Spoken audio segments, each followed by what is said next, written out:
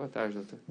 O próximo processo é o processo trazido em mesa pelo juiz Nivaldo Brunoni, sob o número 7, com solicitação de preferência pelo doutor Cristiano Zanin Martins. Muito boa tarde, doutor. Com a palavra o relator. Poderia fazer só o uso da palavra pela ordem, excelência? Uma rápida questão. Doutor, claro que eu lhe daria a palavra, mas não costumam ser suscitadas questões de ordem antes de o relator ter a palavra.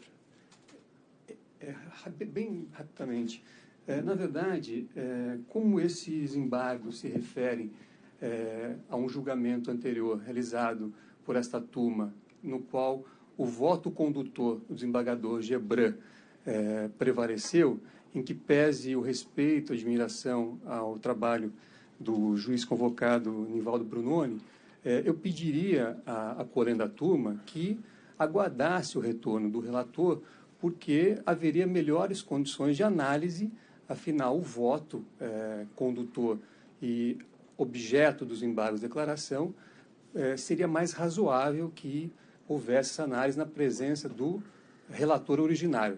A defesa não desconhece o artigo 64 do regimento interno desse tribunal, que dá ao juiz substituto a competência plena do desembargador substituído, mas, diante das peculiaridades do caso e diante do retorno do relator, no próximo dia 23, eu pediria que fosse levado em consideração esse pedido, respeitando o trabalho do juiz convocado Nivaldo Brunoni. Obrigado, senhor. Com a palavra o relator, então, sobre a questão de ordem. Senhor presidente, eu não vejo razão para isso, me inteirei bem dos fatos, estou apto para julgar. Ok. A mim também parece que, estando o substituto no exercício pleno, da jurisdição em lugar do relator, moralmente, em se tratando de segundo embargo de declaração, não há razão para qualquer protelação, de maneira que eu também rejeito a questão de ordem. Desembargador Victor Loss.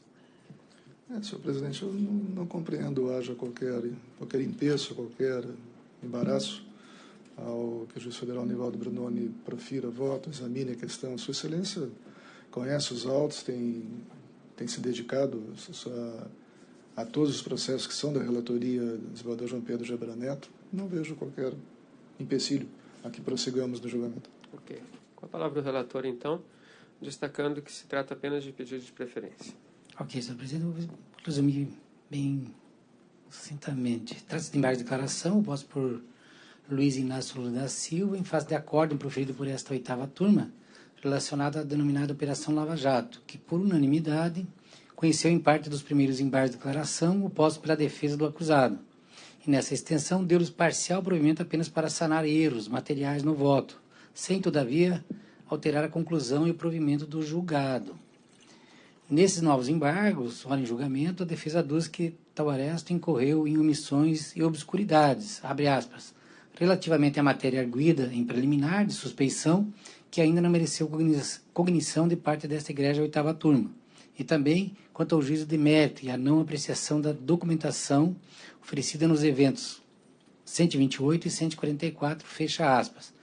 Eu, depois de analisar todas as ponderações da defesa, senhor presidente, concluo que é manifesta a inadmissibilidade desses segundos embargos de declaração, isso porque os julgados que foram postos em face do julgamento da apelação criminal, não se pode admitir a possibilidade de a defesa buscar a reabertura de discussão sobre matérias já superadas, sobretudo diante de já declarada a inaptidão dos primeiros embargos para modificar a compreensão a respeito da responsabilidade criminal do réu. Então, senhor presidente, eu voto por não conhecer dos embargos de declaração.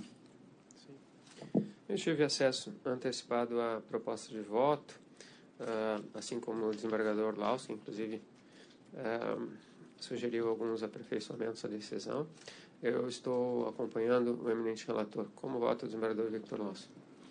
Da mesma forma, senhor presidente, nós estamos diante de embargos de declaração, segundos embargos. Argui-se que, por ocasião dos primeiros embargos, teriam ainda restado alguns aspectos a serem reexaminados, a ser objeto de integração. Ocorre que as matérias que foram arguídas como passíveis de amparar esse segundo pedido de esclarecimento, são trazidas aqui no voto, elas se encontram já devidamente examinadas por ocasião do primeiro acórdão embargado. Portanto, essa repetição em sede de segundos embargos ressente-se dos pressupostos necessários ao seu cabimento, ao seu trânsito, inclusive.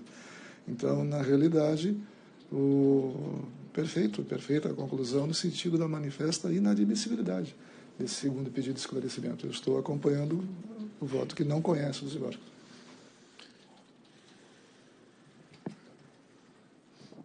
A rigor, os embargos de declaração são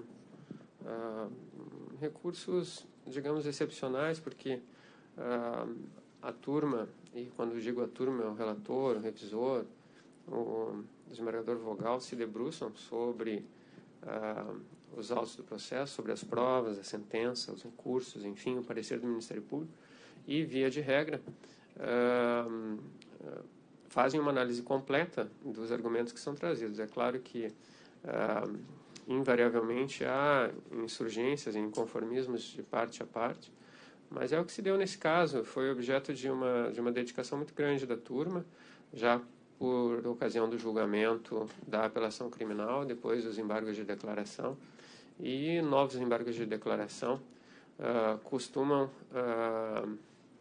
não ser conhecidos ou serem desprovidos, e inclusive tem um caráter protelatório, porque efetivamente, dificilmente, passaria algum ponto a descoberto, e nós não vislumbramos aqui nada nesse sentido. Desse modo, no processo trazido em mesa sob o número 7, a turma decidiu a unanimidade nos termos do voto do relator.